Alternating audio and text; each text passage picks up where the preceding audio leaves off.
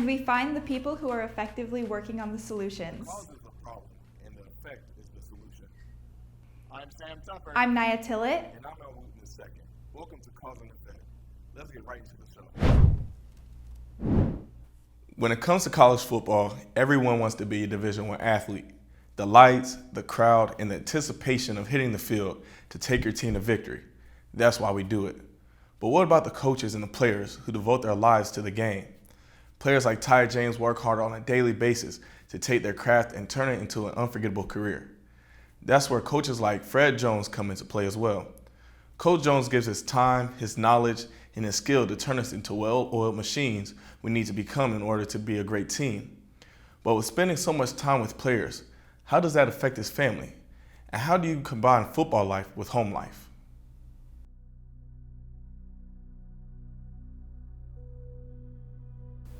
Yeah, my name is Ty James, wide receiver here at Mercer University. Sometimes it can get pretty hectic, but for the most part, it's just a lot of things going on at once. So, I got to be real organized. I'm always busy. I always have like certain time allotted for certain things and stuff like that. Yeah, so like on a normal day, I wake up, we have breakfast check, which is like mandatory breakfast. And then I may have an 8 a.m. class after that, 9 a.m. workouts after that, 11 o'clock class. Then I have a little break for lunch, and then I have another class at 1 to 2. Study hall from, let's say, like 2:30 to 4. Workouts 4:15 to 5:45. And then after that, that's the rest of the day I'll have to myself to kind of get my homework done. Sometimes I may have an advisor meeting after that, or sometimes I may have a study group after that. Just kind of stuff throughout the whole day, really. Well, I would hope to go professional, of course, but even if I don't, just college football in general has taught me, communication skills amongst my teammates, how to be a better leader, how to handle adversity, and that stuff you can take off the field with you too, For me, the workouts are definitely tough. I wasn't a big weightlifting guy in high school, so college was really my first time actually lifting weights. So when I came and I started lifting weights in college, it was pretty tough. I'm sore every day. I'm not the strongest in the weight room, so I got some catching up to do. So that just makes it, 10 times harder for me.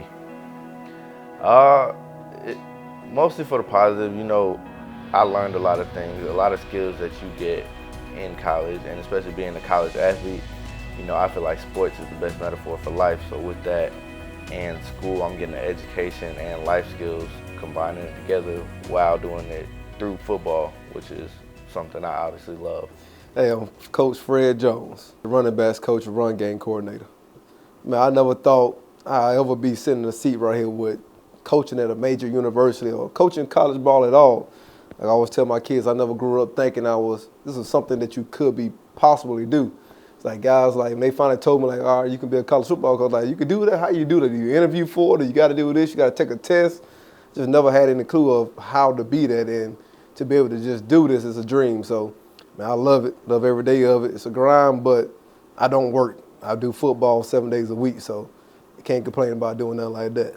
Especially, man, when you're dealing with, 18 to 22-year-old young men, like a couple of guys I got in my room, to name a few, like Al Wooten, But, it's more than just football. You're trying to develop a relationship with kids so when they're going through things and when things happen, they feel comfortable enough to come talk to you and they can call you about things. That's why I do what I do. I want to be able to make a difference in people's lives that, all right, it ain't just we in and out of the office and that's all the kind of communication that we have. I want to be that we're off the field and something might come up, you might test me about something because, just how you just saying back and forth with your friends, just to be comfortable with the people that you're with. So, but it's a balance. It's a work balance. When you do anything, when you put as much hours as we do into something, you gotta really balance it out, especially when you starting to have a family. Like it was a different kind of deal when I first got married. It was like, all right, I'm just balancing off me and time with my wife. Now I got a 17-month-old son at home. Now I'm balancing off being a coach, I'm balancing off being a husband, I'm balancing off being a father. So man, it's tough. I mean, it ain't easy, especially during football season because you're not off any day. We're a home boy on Sunday, but you're working because you're game planning for the opponent on Saturday. Then you're working again Monday through Saturday. You're just starting back over on Sunday. So you get better as time goes. It's something that if you always working at it, you can never perfect. There's always, man, how can I make sure I'm hitting all three of them. I'm being a great husband, I'm being a great father, and I'm still being a good coach. How can I put the time in for all three to still be great at it? It's all bonuses. I don't really care. I'm as grateful as I am at Mercer as I was at Reinhardt, as I was at Tusculum, as I was at Clark Atlanta, because I still talk to all those kids. I got relationships with the guys that I was with at Tusculum. I coached my first year, just got married this past weekend. Talked to him and his girl about that. Same thing about at Clark Atlanta. I talked to those guys. They just had homecoming. They went back this year. They tagging us on Instagram like, hey, coach, hey, the boys back together. It's just that's what makes the job special to me.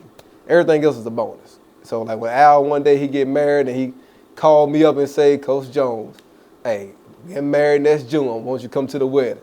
That's the stuff that it means a lot. And you get to see those kids. They grow up. One day he gonna have a son. He might be working on my food truck because I don't know if I'll be coaching that long. But I have him out there flipping ribs and burgers for me. The world of entertainment was forever changed in 2020 as COVID became the antagonist and being stuck at home became the norm. This new way of doing things changed the film industry due to it relying heavily on ticket sales at the theaters. But in this new world of streaming that seems so much more efficient for the consumer, what about the industry? Movies like Star Wars still rack in billions of dollars, but what about smaller films and indie filmmaking? Terry Wilson is the owner and operator of Middle Georgia Talent right here in Macon, Georgia. She has helped bring to life many local films and feature ones as well. She has supplied talent and helped to push the cause of bringing and keeping the film industry in Macon, Georgia. We will also talk to our resident cinema expert, Jay Black, and get his take on this forever changing industry.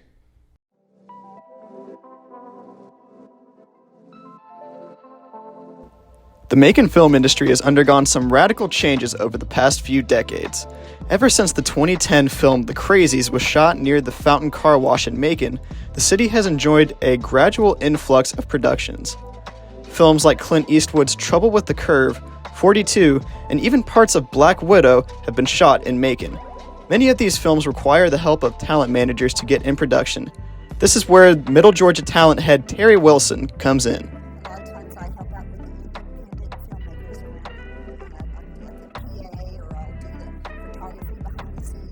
Wilson originally joined this field after working with her daughter at a young age in her acting and modeling career. She was all into acting, and she was just a very busy girl. She did pageants, fashion agencies, so I was always working behind the scenes with her. And it's busy too. I put her in children's theater in Warner Robins, and she just ended up building her quick. I mean, she memorized lines so easily. So I got her name in, and she did a couple of things. Wilson explains that her job is offering free acting and talent consultations, making sure actors get on the right path. The filming industry here in Georgia, they got really big, and then all of a sudden, the Macon Film Festival, they were able to bring in a lot of films in too. So since they started, filming a lot more in Georgia, and then Georgia only had the agency, started the agency, trying to help them out, help out, make sure they don't get ripped off, and all these scams, because I saw so many people coming into Macon, and they want to pay for pictures and classes, you don't need that. You have to think of it as a business for yourself, you as the actor. So, as a business, you've got to have marketing material. Your marketing material is going to be red shine, resume, real. Wilson mentioned that the COVID pandemic shut down much of the film productions in Georgia and ground her progress to a halt.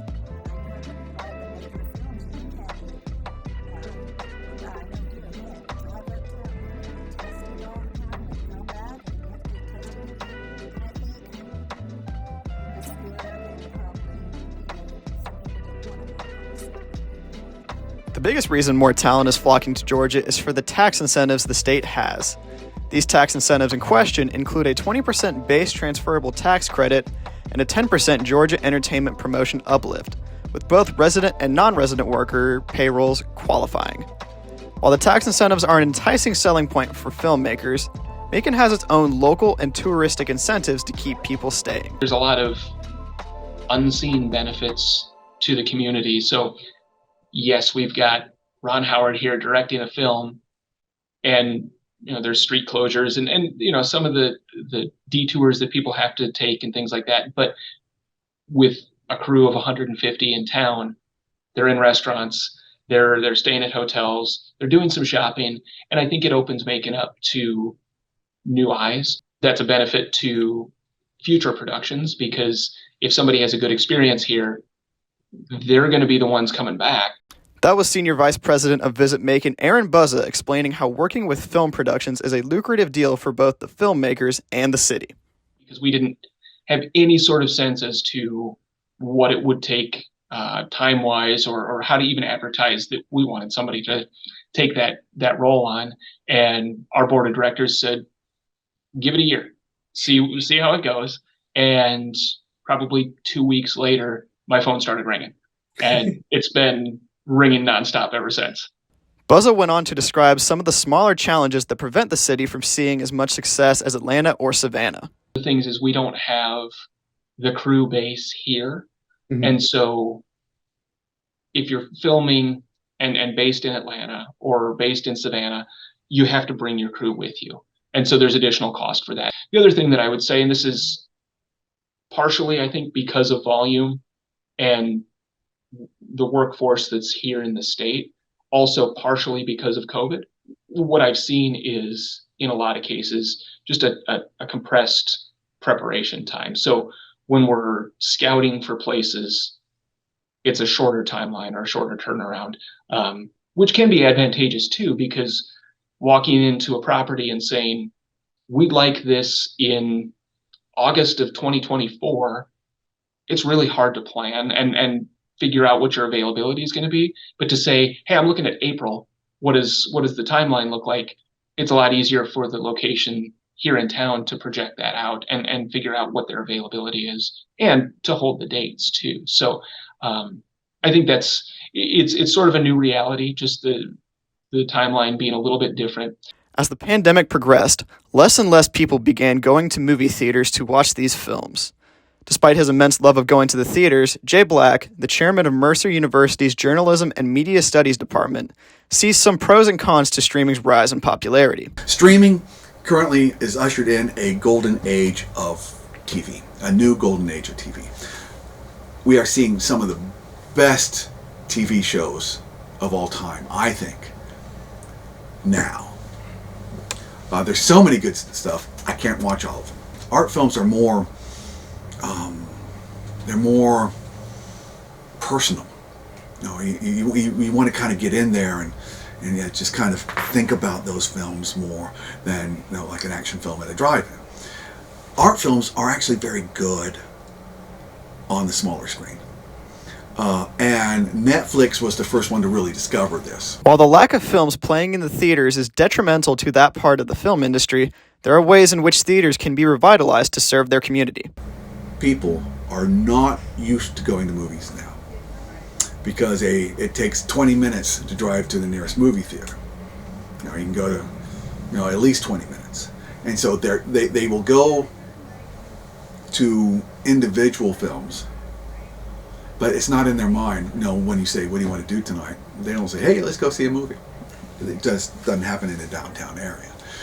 And there are, within where we are speaking, there's 20, 30,000 people that are being poorly served.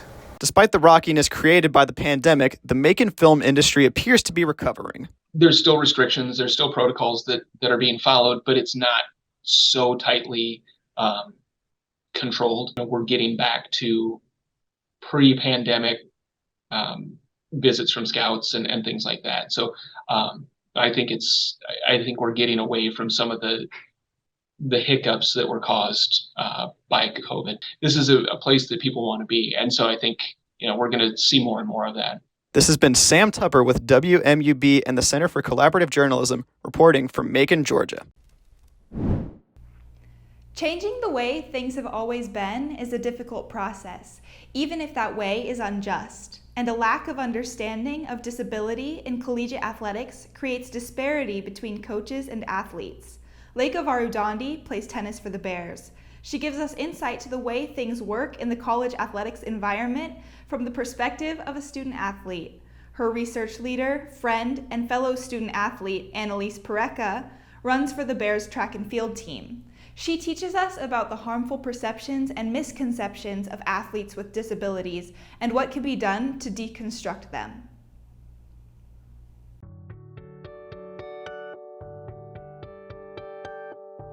My name is Leka Varudandi. I'm a junior here at Mercer University, and I'm also a psych student, and I'm also on the tennis team. Especially here, like for me, I didn't really know a bunch about disabilities in athletics until I met a friend that was disabled and on a team here. So before that, I really didn't know anything about it. My friend's Annalise Pareca. She's on the cross country and track team, and then she's also studying disability studies, and she's also doing a project which I'm a research partner in about disabilities and chronic pain. Yeah, so I'm actually doing my own research, and Dr. Buckley's overseeing my own research, and I'm studying chronic pain and experiences with chronic pain. Disability research is not really, it's an unconquered field, so I'd like to be a pioneer in that. Basically, I have a chronic illness of chronic pain.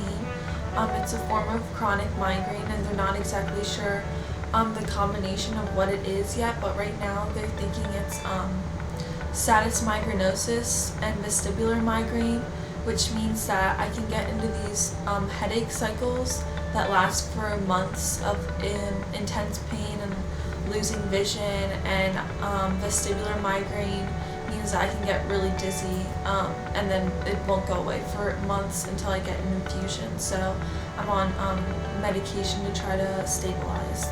Every month I give myself a shot. It has to be refrigerated. So my friends got me some other fun Band-Aids. Can you ask the question again? I don't remember. I guess forgetfulness is one thing. Definitely forgetfulness is a challenge that I face every day, and brain fog, which impacts my school performance. Because my medication actually causes a lot of brain fog, but also being in the headache cycle can also create more brain fog, which just slows my cognitive process down and affects like academics. Pain, I think, is something that I deal with most, if not every day. Vision loss sometimes, and dizziness. And I think the stresses of being an athlete as well. Being on the team, I feel like there's some pressure to like perform even when I'm not doing well with my head, and I just think that that's more representative of a systemic issue and not really understanding, or maybe wanting to understand the life of disabled people. When this first started coming on, I was prescribed like a lot of different things to try to figure out what works the best. So a lot of the stuff I don't really take anymore. In a perfect world, I try not to take any of them, but if I'm not feeling right, I have to make sure I get ahead of it before it gets to a point where I'm hospitalized and I can't eat food or drink water anymore. These type of things like disability and mental health are such a stigma, especially in athletes, because we're taught to just like fight through the pain or just keep pushing. So when there are issues, I think a lot of athletes are scared to confront people higher up. Disability and athletics is like a topic that's not really researched very well enough. There's not a lot of like representation, I would say, with invisible disabilities as much so. They're doing a severe injustice to disabled athletes because we're athletes just like non-disabled people are. I think that the future of college athletics would be a lot brighter if we understood all of our athletes and we took time to understand their experience, and understanding that athletics is part of their life, and by defocusing that and understanding more holistically the athlete, they'll perform better with less pressure on themselves and more understanding from coaches and staff. So I think the future is educating staff, educating the NCAA, educating coaches about disability because it's not going anywhere, educating through representation, through different like readings or studies, but I think it's ineffably important that the NCAA and the whole system tries to understand athletes as a whole.